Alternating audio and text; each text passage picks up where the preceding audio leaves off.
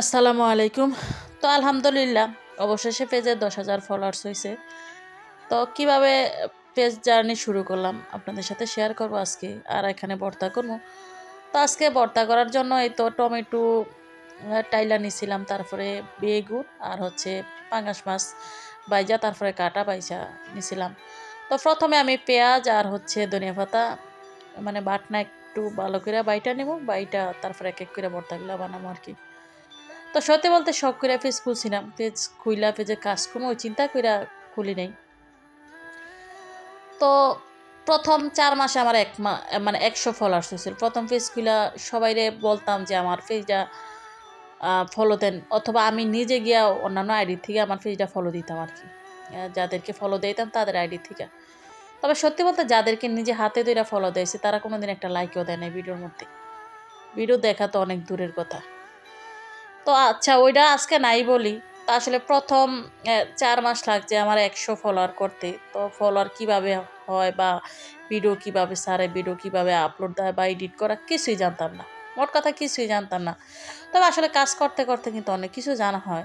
আমরা কিন্তু মায়ের পেটের থেকে আইসা অনেক সব কিছু শিখাচ্ছি না। আমাদের জীবনে চলার পথে বা পরিস্থিতির মুখোমুখি হইয়া কিন্তু আমাদের জীবনে সবকিছুই করতে জীবন আমাদেরকে সবকিছু শিখায় দেয়। তো এখন মানে লাস্ট ২ বছরে ১০,০০০ ফলোয়ার হইল। ২ বছর আমি ২০২৩ সালের এই ডিসেম্বর মাসেই কিন্তু পেজ খুলছিলাম।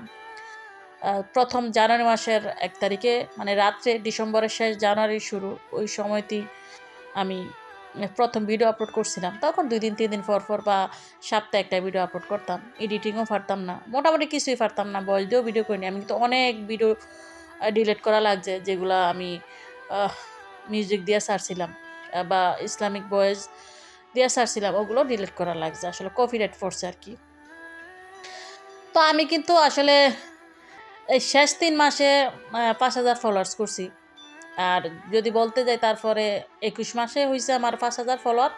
আর লাস্ট ৩ মাসে আমার ৫,০০০ ফলোয়ার্স হইছে।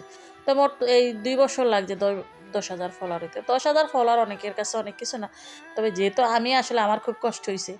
যেহেতু কিছুই বুঝতাম না পেজের কাজ করাটা। তো এর মধ্যে যে করতে পারছি আলহামদুলিল্লাহ। এভাবে আস্তে, আস্তে আগায় যাইতাছি। তো সবাই দোয়া করবেন। আর আপনাদের সবার ভালোবাসায় কিন্তু আসলে পেজ এতটুকু আসছে। তো আপনাদের ভালোবাসা থাকলে আমি আরও সামনে এগিয়ে যেতে পারবো ইনশাল্লাহ। তো সবাই দোয়া করবেন এবং সবসময় পাশে থাকবেন। তো দেখেন আপনাদের সাথে কথা বলতে, বলতে কিন্তু আমি ভর্তা বানাই নিলাম। তো প্রথমে বানাইছিলাম মাছের ভর্তাটা, তারপরে কালো বেগুনের ভর্তা আর এখন টমেটো। তো এই দিনে মানে টমেটোর ভর্তাটা বেস্ট। আমার তো ২-১ দিন পর, পরে আমি টমেটোর ভর্তাটা খাই। তো দেখেন সব কিছু দিয়ে মাখে একটু মানে শেষে একটু সরিষার তেল দিয়ে মাখায় নিলাম। আসলে সরিষার তেল ছাড়া কিন্তু ভর্তাটা একদমই জমে না। তো ৩ রকমের ভর্তা করছিলাম। আমার ভর্তা ভাত মানেই সেরা। মানে ভর্তা ভাত পছন্দ করে না আমার মনে হয় এমন মানুষ নেই। তো সবসময় পাশে থাকবেন। সবসময় আমাকে পাশে রাখবেন। ধন্যবাদ